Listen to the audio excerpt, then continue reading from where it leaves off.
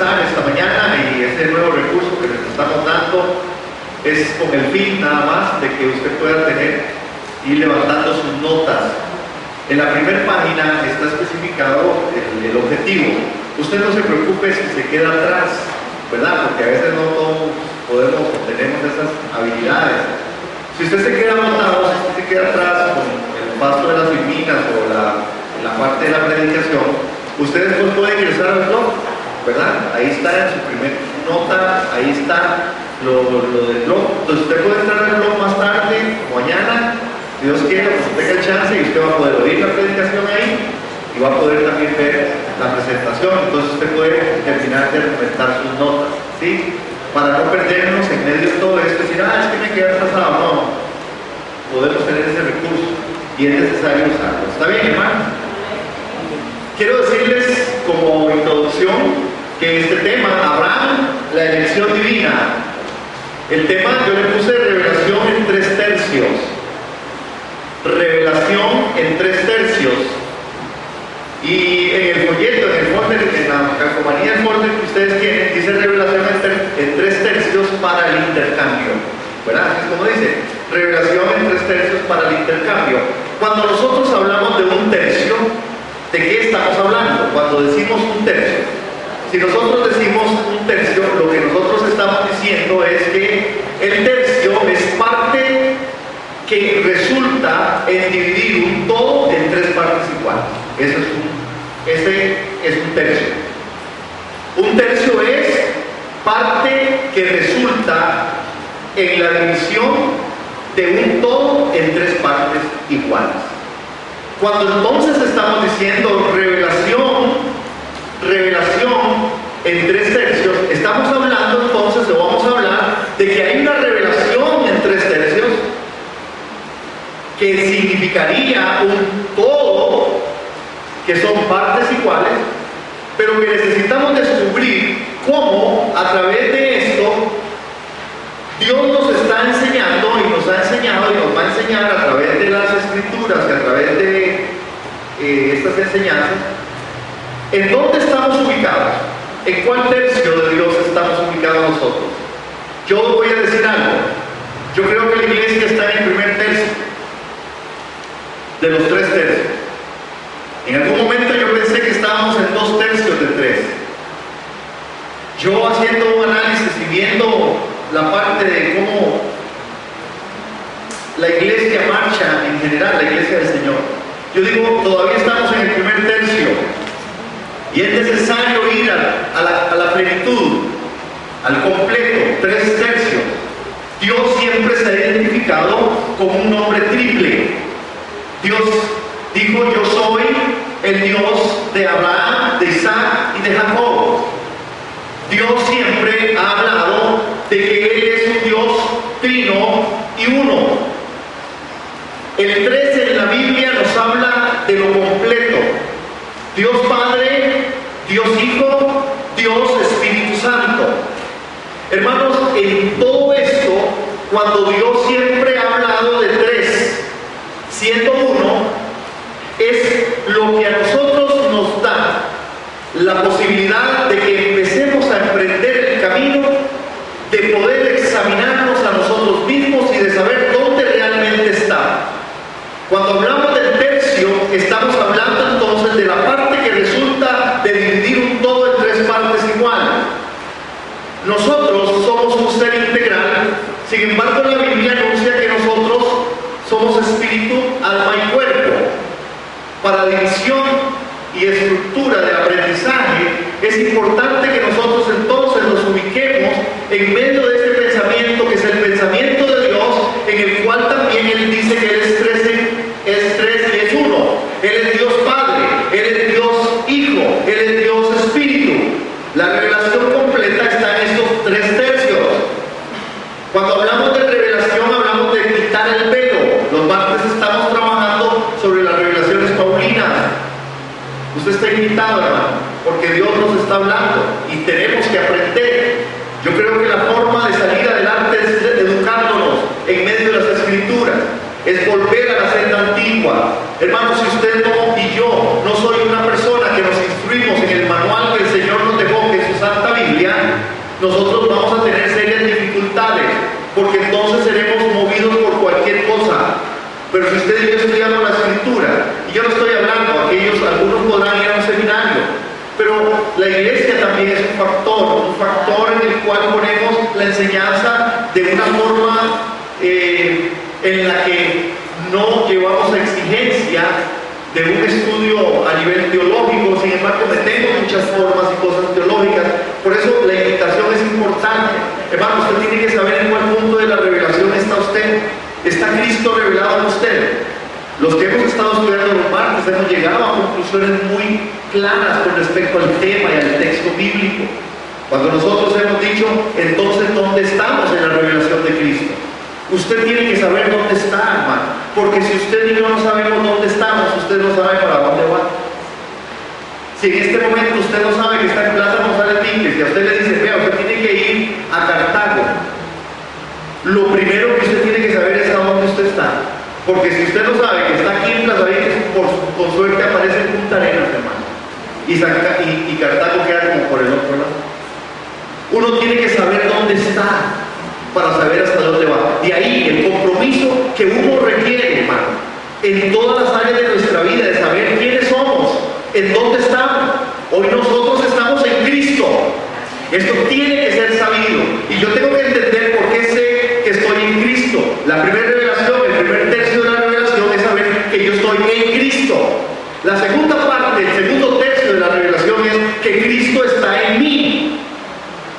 Y la tercera parte de la revelación es que todos somos un mismo cuerpo, que Él es en nosotros y nosotros somos en Él.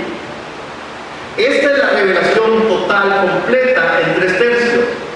Cuando yo digo que estamos en el primer tercio, es porque yo veo muy claro que la iglesia está en Cristo. Pero a veces no vemos como si Cristo está en nosotros. Y aún no sabemos si de verdad como cuerpo somos uno. Amén. ¿Es comprensible esto? Cuando hablamos de la salvación, por ejemplo, estamos diciendo que la salvación viene de Dios Padre. Ese es el primer tercio. En Dios Padre está la salvación. ¿Quién es el que la ejecuta? La ejecuta el Dios Hijo. ¿Pueden verlo otra vez? Otra vez, si ustedes se ubican en 3 grandes círculos, ustedes podrían decir, la salvación viene de Dios. Ese es el primer tercio de la salvación. El segundo tercio de la salvación es que el Hijo es el que ha ejecutado la salvación tan grande. Y el tercer tercio de esta gran revelación de la salvación es que el cuerpo de Cristo, usted y yo, somos uno y que Cristo es la cabeza. Esto es la plenitud en la salvación. La salvación se establece en 3 formas: lo que era, lo que es y lo que ha de venir. Se establece en 3 partes, en 3 tercios. ¿Sí? Una salvación inicial, una salvación presente y una salvación futura. Cuando hablamos de salvación, hermanos, para no llevarnos y no caer nosotros en algunas de las cosas, nosotros tenemos que estar muy bien definidos, y yo voy a estar definiendo en algún momento lo que creo que es salvación. Porque creo que la iglesia, aún la iglesia en esto, nosotros nos hemos tal vez equivocado o tal vez no tenemos una percepción adecuada de lo que realmente es salvación. Y tenemos a veces por eso una revelación solo 1 tercio, no en los 3 tercios que tenemos que tener la salvación. Amén. Cuando la Escritura nos habla con respecto a esto, ¿por qué esta triple designación, hermano? Cuando nosotros leemos en Mateo, en el capítulo 22 y en los versos que siguen adelante, uno mira que Dios está trabajando bajo un mismo principio. A Moisés lo envía para sacar a su pueblo. Es decir, ahí existe un principio que se llama la elección. En el Nuevo Testamento, nosotros vemos a Jesús resucitado, que se le aparece a un grupo, ¿verdad? Que es un grupo de su elección. Cuando Jesús resucita, se le aparece a aquellos que eran sus discípulos, al grupo que él había elegido. Cuando Dios envía a Moisés para que rescate al pueblo, lo manda a un grupo específico. Era el pueblo de Israel que estaba en Egipto. ¿Pueden ver ustedes, hermanos, por qué esta triple designación? Esta triple designación tiene que ver con algunos aspectos tales como que en este Antiguo Testamento se disponía a asegurar un pueblo totalmente liberado del cautiverio, separado para sí mismo de un modo singular, y cuando para poder hacerlo se aparece Moisés en la zarza ardiente, es notable que se identifica como un nombre triple y dice: yo soy el Dios de tu padre, el Dios de Abraham, el Dios de Isaac, el Dios de Jacob. Eso aparece en Éxodo capítulo 3, verso 6. Cuando un poco más adelante Dios envía a Moisés a los israelitas para anunciar su propósito, a ellos la misma triple expresión aparece, hermanos. Porque el Señor le dijo a Moisés: así dirás a los hijos de Israel: Jehová, el Dios vuestro, el Dios de vuestros padres, el Dios de Abraham, el Dios de Isaac, el Dios de Jacob, me ha enviado a vosotros. Este es mi nombre para siempre. ¿Qué dijo? Díganlo, hermano. Este es mi nombre para siempre. ¿Cuál es el nombre de Dios? El Dios de Abraham, el Dios de Isaac y el Dios de Jacob. Este es mi nombre para siempre. Este es mi memorial por todos los siglos, hermanos. Ve y reúne, le dice, a los ancianos de Israel y diles: Jehová, el Dios de vuestros padres, el Dios de Abraham, el Dios de Isaac, el Dios de Jacob, me apareció diciendo: en verdad os he visitado. Qué interesante, hermano. En estos tres versos que están en el verso 15, en el verso 16, tres veces menciona: yo soy, el nombre eterno mío será el Dios de Abraham, el Dios de Isaac, el Dios de Jacob. La revelación completa está sobre la vivencia de estos tres hombres. Dios lo estableció así. Y yo quiero montar y poner un principio en el cual ustedes y yo podamos ver que esto es real. Interesantemente, cuando nosotros leemos las Escrituras, hermanos, para poder decir nosotros por qué esta triple designación, es que por todo lado aparece. Imagínense que en Mateo capítulo 1, en el verso 1, Jesús empieza la genealogía en Mateo y dice: Jesús, hijo de David, Jesús, hijo de Abraham. Hermanos, lo que experimentaron estos tres, Abraham, Isaac y Jacob en conjunto, debe ser la experiencia espiritual de los elegidos. Cuando nosotros vamos a empezar a ver realmente lo que Dios hizo con Abraham, con Isaac y con Jacob, creo que ahí está el mensaje de una revelación de 3/3, en donde Abraham, Isaac y Jacob tienen algo que decirnos, algo que contarnos a nosotros, algo con lo que hay mucho paralelismo con respecto a la iglesia. Yo cuando estaba tratando de trabajar en toda esta parte, yo pensaba, yo decía: Señor, qué necesario es entonces empezar a conocer de dónde nosotros hemos nacido, de dónde nosotros hemos surgido, de dónde viene la iglesia, de dónde viene lo que verdaderamente Dios se ha propuesto por siglos y siglos, que el enemigo ha querido destruir y que no lo va a hacer y no lo va a lograr, porque Dios se propuso en su corazón tener un pueblo, tener su familia, tener una iglesia. Amén. Y en estos tres hombres nosotros vamos a ver algunas de las cosas interesantísimas, hermanos, porque Dios sigue trabajando sobre este mismo principio.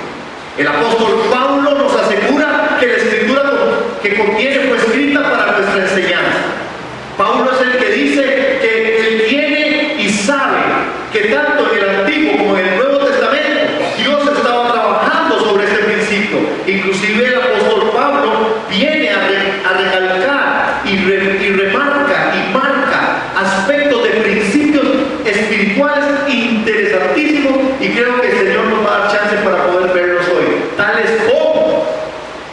como el apóstol Pablo dice que verdaderamente, él dice, la realidad de Dios empieza en Abraham y no en Adán. Abraham, un hombre articular.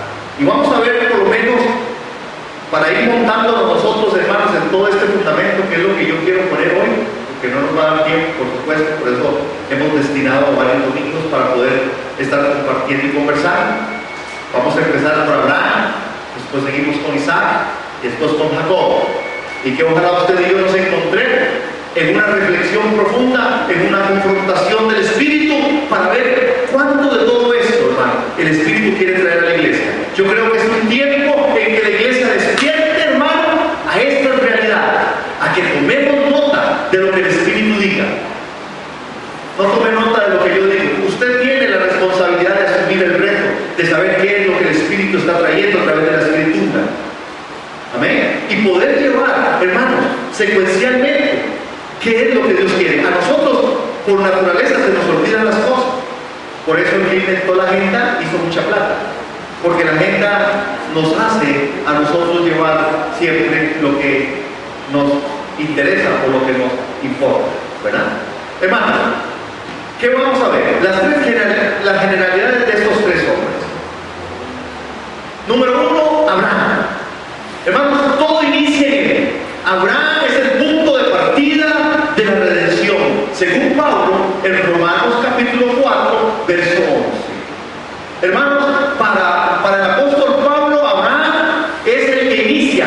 Dios empieza a fijar en Abraham como aquel hombre en el cual, hermanos, Dios ha elegido, que Dios llamó, que los que experimentaron el llamado de Dios, hoy necesitamos también poder ponernos en la perspectiva de este llamado, de este hombre Abraham, de este hombre en el cual Dios inició algo importantísimo, hermanos. Miren que podemos ver y aprender, hermanos, que la elección divina es de parte de Dios. Todo empezó en Abraham. Ese es el punto de partida de toda la redención y del propósito de Dios. Pablo dice en Romanos 4:11, es más, dice, cuando todavía no estaba circuncidado, recibió la señal de la circuncisión como sello de la justicia, que se le había tomado en cuenta por la fe. Por tanto, dice, Abraham es padre de todos los que creen, aunque no hayan sido circuncidados, a estos les toma en cuenta su fe como justicia. Hermanos, esta declaración apostólica, esta declaración del apóstol Pablo diciendo, es a Abraham al que Dios elige, la elección divina, una elección que Dios ha hecho a un hombre que empieza a llamar y lo llama, hermanos, de allá, de Ur de los Caldeos, y le dice a Abraham, sal de tu tierra y de tu parentela a la tierra que yo te voy a decir. Este llamado divino no tiene nada que ver con lo especial que pudiera ser Abraham. Abraham era un idólatra. Abraham tenía su mundo. Abraham tenía sus posesiones. Abraham tenía su casa. Abraham tenía su parentela. Pero Dios lo llama, no por ser un hombre especial, lo llama porque Dios tiene un llamamiento divino para todos. Me llamó del mundo. Me llamó siendo un idólatra. Me llamó siendo un perdido. Me llamó siendo una persona que no tenía ninguna facultad para poder llegar a los pies del gran rey. Él me llamó de aquel lugar, me llamó de lo demás, del lugar de tristeza, del lugar de decepción. Dios me llamó porque Él es el Dios que llama. ¿Se siente usted, iglesia, llamado por Dios divinamente? Usted ha sido elegido divinamente. Usted no pudo haber hecho nada. Así es. Pero esta es solo la revelación de un tercio. Esto no nos va a servir en principio para los 3/3. El problema de la iglesia es que se ha quedado con esto. El problema de la iglesia es que la iglesia se siente conforme con haber sido llamados del mundo de las tinieblas a su luz admirable. Y esto es fenomenal, esto es aplaudible, esto es de gozo, esto es de júbilo. Amén. Sí, amén. Nos gozamos que Él nos haya tomado en cuenta. Pero Dios es un Dios trino y uno.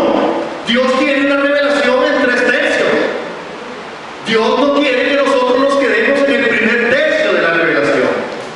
Hermanos, con esto, cuando nosotros vemos Hebreos, entonces tenemos que entender que la salvación no es algo que se nos dio. Y voy a repetirlo. La salvación no es algo que se nos dio. La salvación es una relación que Él tiene con su cuerpo y que su cuerpo tiene con Él. Aleluya. Salvación no es algo que se nos dio. La elección divina no es salvación. La elección divina es soberanía. Así es. Y en la soberanía, la salvación tiene que ver con una relación que Él tiene con su cuerpo y que su cuerpo tiene con Él. Podemos ver, hermanos, y yo en principio les hice la figura. ¿En dónde está el tercer tercio donde aparece el cuerpo? Aquí no está el cuerpo, en Cristo no está el cuerpo. Cristo en mí no tiene el complemento del cuerpo. ¿Dónde está el cuerpo? Cuando somos En la tercera parte de la revelación, en el tercer tercio. La salvación es una relación continua con Él y Él conmigo. Entonces la pregunta es, ¿está salvo? ¿Usted es salvo? Usted no me va a decir que es salvo porque Jesús murió en la cruz. Usted no me puede decir que usted es salvo porque Jesús lo escogió. Usted no me puede decir que usted es salvo porque usted viene a la iglesia. Usted y yo necesitamos decir, somos salvos porque Él tiene una relación conmigo y yo tengo una relación con Él. Y como tengo una relación con Él y tengo una relación, entonces tengo una relación con el cuerpo de Cristo, entonces trataré a mi hermano como mayor, veré a mi esposa como tesoro, veré al esposo como un hombre que de verdad tiene principios y formas, veré entonces, hermanos, cómo de verdad me pierdo en una reacción y en una relación de transformación, de metamorfosis, en un intercambio real. Esto es salvación. Allá no hay salvación. Nos engañamos y nosotros pensamos que la salvación es algo que se me dio. Salvación es una relación. Salvación es algo que Él tiene para mí, que yo en su cuerpo y el cuerpo en mí. Es decir, que Cristo en mí, que yo en Él, que el Padre en mí, que el Hijo en mí, producen esta sensación, esta verdad, este principio de una revelación en el tercer tercio. Amén. Abraham, este gran hombre de Dios, pudo tener muchas facultades y cualidades después. Hermanos, Adán es el punto de partida del pecado humano. Abraham es el punto de partida de la reacción de Dios después de la caída. ¿Lo pueden ver? Eso es lo que Pablo está comentando. Abraham es el punto de partida. Adán es el punto de partida con respecto al pecado humano. Abraham es el punto de partida de la reacción de Dios después de la caída. Fue el comienzo de su respuesta al problema del pecado. Hermanos, Abraham había de revelar a Dios como redentor. Y redentor, Dios como redentor, es una revelación en un primer tercio. Porque Dios no solamente es redentor, Dios es más que eso. Que dicha que lo tenemos como redentor. Hermanos, por eso la gran polémica de la salvación, la discusión teológica por siglos y siglos. ¿A que usted es salvo porque Dios lo escogió? Sí, entonces usted es salvo, siempre es salvo. Entonces, estas cuestiones ya son majaderas, son necedad, porque salvación no es algo que se me da, salvación es algo que vive. Y si usted no lo vive, usted, hermano, no puede decir, no, yo soy salvo porque Dios lo escogió. Usted es salvo cuando usted tenga una relación íntima y personal con Cristo, cuando su vida sea una transformación, cuando de verdad hay un intercambio genuino. Entonces hablemos de salvación. Por lo demás, hablemos de redención. Amén. Y los calvinistas, lo siento por ellos hoy.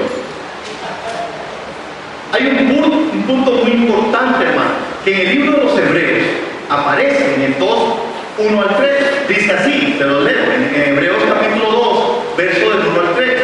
Dice, por eso es necesario que prestemos más atención a lo que hemos oído.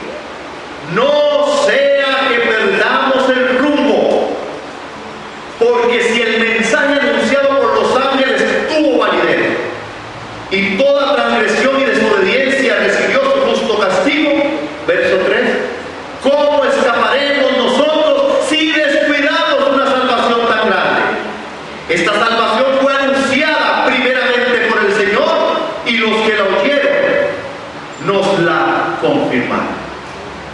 Note ese texto del libro de los Hebreos. Esta salvación es una salvación muy grande, hermano, a la cual hay que cuidar. ¿Por qué tengo que cuidar algo que se me dio? Porque se me dio, porque no es mío. Y lo que no es mío, yo lo debo cuidar más que lo que es mío. Una salvación tan grande, hermanos, tiene que ver con que entendamos que nosotros en Abraham tenemos este principio de la elección divina. La elección no es un aspecto para que usted lo pueda vivir en una forma inadecuada e irresponsable. Si usted y yo lo decimos, que hemos sido elegidos por Dios y que Dios en la obra de Jesús nos trajo a redención, usted tendrá y yo también que cuidar esa redención. Tendremos que cuidar una salvación tan grande. Vea que el texto en el libro de los Hebreos habla de la desobediencia que se recibe como su justo castigo. Hay un castigo para el que no guarde la salvación. Hay un castigo, hermano. Es el libro de los Hebreos el que nos pone en esa perspectiva. Y después nos dice cómo escaparemos nosotros si descuidamos una salvación tan grande. Esta salvación fue anunciada primeramente por el Señor. Pero ¿qué fue lo que pasó después de que el Señor la anunció? Los que lo oyeron no la confirmaron.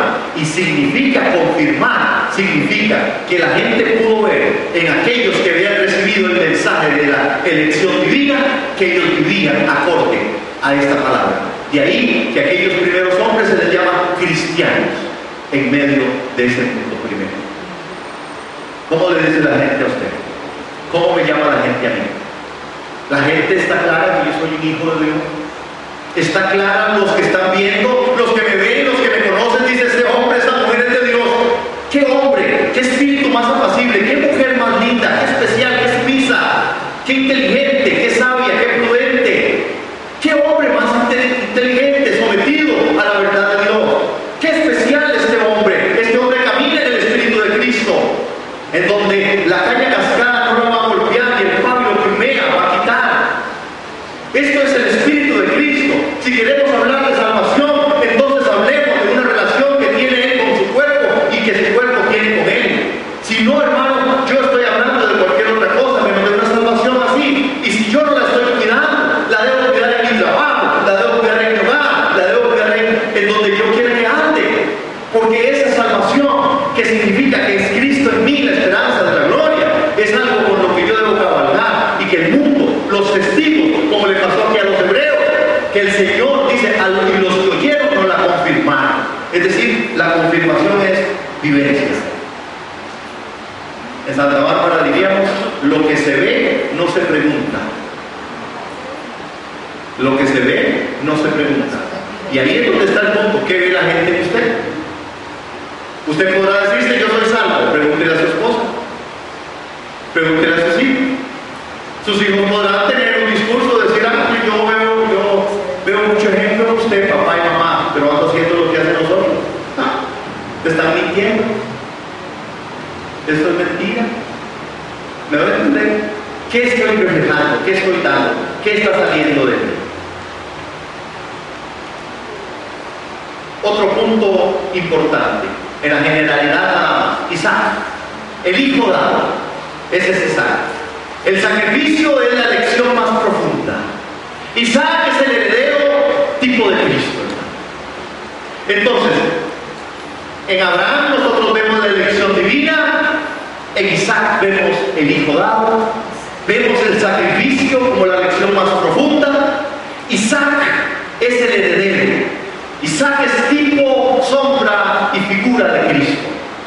Entonces tendremos que aprender las lecciones de Isaac, igual como vamos a aprender las de Abraham. Hermanos, el sacrificio. La pregunta que uno tuviera que levantar aquí: ¿está nuestra esperanza y expectación aún en Dios o está en Dios y en Isaac al que nos aferramos? Hermanos, o peor aún, ¿está nuestra esperanza solamente en nuestro Isaac? La iglesia necesitamos ponernos en la perspectiva sobre qué estamos nosotros caminando. Hay gente que solamente piensa en Isaac como el hijo de la promesa, como el hijo dado. Hay gente que solo piensa en Isaac como heredero. Pero la Escritura quiere centrarnos a nosotros y quiere llevarnos por este viaje fascinante de una revelación de 3/3. Hermanos, en Abraham tenemos la elección, en Isaac tenemos al hijo que se le fue dado. No basta, Dios no es solo el Dios de Abraham y de Isaac, Dios es el Dios de Jacob. ¿Qué es lo que nosotros vemos? Cuando nosotros vemos las escrituras en el libro de los Gálatas, hermanos, nosotros vemos a Isaac, el hijo constituido en heredero por la promesa divina. Nació no según la carne, sino según el Espíritu. Lo dice Gálatas 4:29. Hermanos, Isaac es un tipo de Cristo. Para Sara, Isaac era el único hijo verdadero de Abraham, el amado. Para Sara, Isaac solamente era el hijo. Igual para nosotros, el único hijo dado se llama Cristo, al que tenemos que dar a luz. Para Sara, el único hijo era Isaac, no había otro. Y ustedes saben que Abraham tuvo más hijos. ¿Cuántos hijos tuvo Isaac? Abraham. ¿Cuántos? ¿Cuántos tuvo? Perdón, muy bien, muy bien.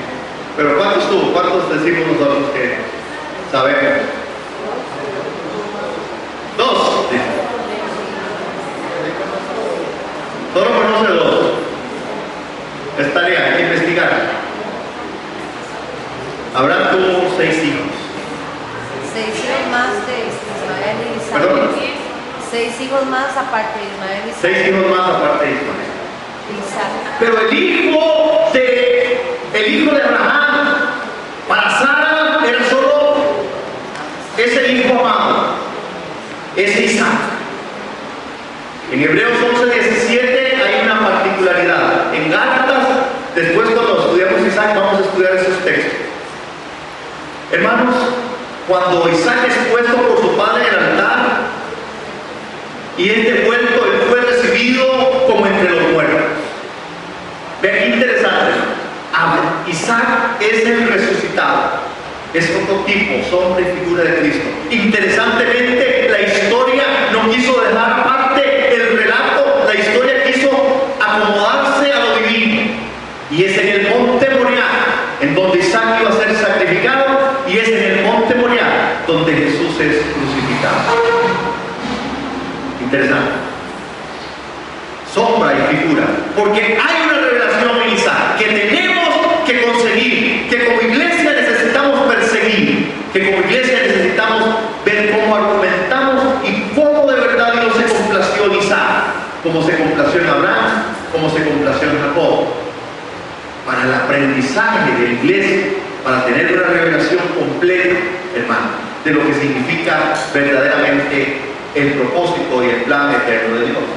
La posición de heredero es la característica distintiva del verdadero cristianismo, hermano. La carta a los Gálatas traza un paralelo entre nosotros y Isaac. Cuando usted quiera ver a Isaac y quiera ver a la iglesia, lea Gálatas, estudie Gálatas y usted encontrará, hermanos, un paralelismo impresionante. Nos muestra que si la herencia se basa en la ley, ya no se basa en la promesa, pero Dios se la concedió gratuitamente a Abraham mediante una promesa. Nosotros recibimos así como lo hizo Él. Somos herederos y coherederos juntamente con Cristo. Por pura gracia sois salvos.